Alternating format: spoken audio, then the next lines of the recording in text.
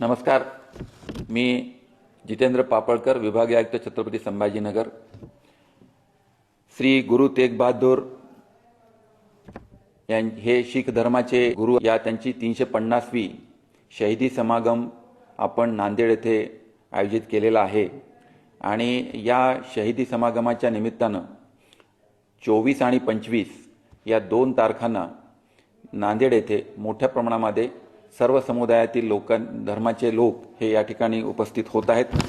यामध्ये विशेषतः लबाणा, मंजारा, बंजारा, शीख, शिकलगार आणि इतर समुदाय देखील या समुदायाचे लोक या ठिकाणी समाविष्ट होत आहेत. आणि 2 दिवसात चालणाऱ्या ह्या कार्यक्रमामध्ये या गुरु तेग बहादूरजी यांनी जे काही या समाजासाठी नव्हे, महाराष्ट्रासाठी नव्हे, भारताच्या सर्वच जनतेसाठी जे काही प्रार्थना, परोपकार आणि साधेपणा याच्या अनुषंगाने जे काही काम या निमित्तानं केलं ते जनतेपर्यंत पोहोचावं. भारतात नव्हे तर जगभरात गुरु तेग बहादूरजींच्या कामाचा प्रचार आणि प्रसार व्हावा या दृष्टिकोनातून ह्या शहीदी समागमाच्या 350व्या वर्षानिमित्त या कार्यक्रमाचं आयोजन या ठिकाणी होत आहेत. या निमित्तानं आपल्या राज्याचे आदरणीय मुख्यमंत्री, आपल्या देशाचे गृहमंत्री व इतर राज्यांचे मुख्यमंत्री देखील या कार्यक्रमामध्ये सहभागी होत आहेत.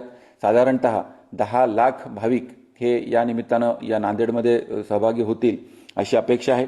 त्यासाठी 8 लंगर आणि त्यांच्या सर्वांच्यासाठी निवासाची व्यवस्था ही देखील नांदेड येथे करण्यात येत आहे.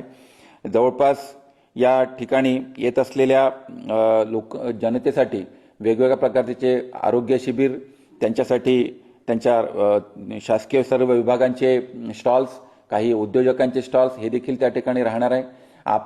माझी या निमित्तानं आपल्या संभाजीनगर विभागातील सर्व जनतेला माझे आवाहन राहील, नव्हे महाराष्ट्रातील सर्व जनतेला माझे आवाहन राहील की आपण या निमित्तानं ह्या समागमाच्या कार्यक्रमामध्ये उपस्थित राहावं आणि जे काही गुरु तेग बहादूरजींच्या कामाचा प्रचार आणि प्रसार करण्यासाठी त्यांचे जे काही आपण ऑडिओ व्हिज्युअल्स आहेत त्याची देखील प्रचार प्रसिद्धी या निमित्तानं आपण तिथे करणार आहोत.